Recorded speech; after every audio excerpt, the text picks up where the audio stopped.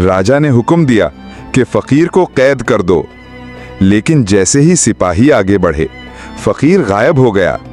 सब हैरान रह गए। इस दिन के बाद राजा ने राया पर और ज्यादा जुल्म शुरू कर दिया। उसने नए टैक्स लगा दिए, यहां तक कि शादी और जनाजे पर भी टैक्स वसूल किया जाने लगा। लोग और ज्यादा तंग आ गए। गोविंद ने गांव के लोगों को इकट्ठा किया और कहा, हम कब तक खामोश रहेंगे? अगर हम एक ना हुए तो ये राजा हमें खत्म कर देगा।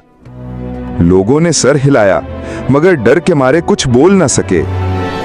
सब जानते थे कि बगावत करने वाले का अंजाम मौत है। कुदरत की तरफ से पहली आफत आई। अचानक बारिशें रुक गईं, जमीन खुश्क हो गई, फसलें सूख गईं, खेत बंजर हो गए, लोग भूख से तड़पने लगे।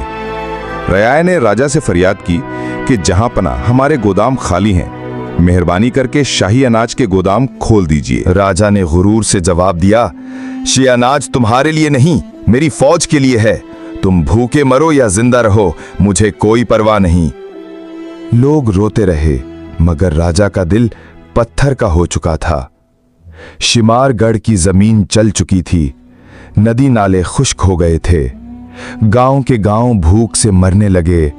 बच्चों के चेहरों पर हड्डियों के साए थे। औरतें अपनी बाहों में मुर्दा बच्चों को लिपटाए आहो बुका करती। मगर महल के अंदर जश्न जारी था। राजा अंदर भूषण अपने दरबार में ऐश करता। हर रोज दस्तरख्वां पर कीमती पकवान सजे होते, गोश्त, शराब, मेवे। राया बाहर मर रही थी और महल के अंदर कहकहे गूंजते थे। एक दिन सैकड़ों भूखे लोग महल के दरवाजे पर जमा हुए। उनमें गोविंद भी शामिल था।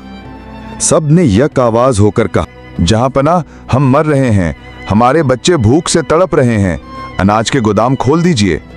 राजा दीवार पर खड़ा होकर गुरूर से बोला, तुम सब भिखारी हो, मेरा अनाज मेरे लिए है, हिम्मत है तो जाकर खुद पैदा करो। राया ने गुस्से और बेबसी में चीख कर कहा, जमीन सूख गई है, बारिश नहीं हो रही, हम क्या करें? राजा ने कहकहा लगाया, तुम मर जाओ। ये सुनकर हुजूम गुस्से से लरज उठा, लेकिन सिपाहियों के तीरों के साए ने सबको पीछे हटने पर मजबूर कर दिया। चंद दिन बाद कुदरत ने दूसरा अजाब भेजा। एक जानलेवा बीमारी फैल गई। ताउन ने गांव के गांव उजाड़ दिए। लाशें गलियों में गिरने लगी।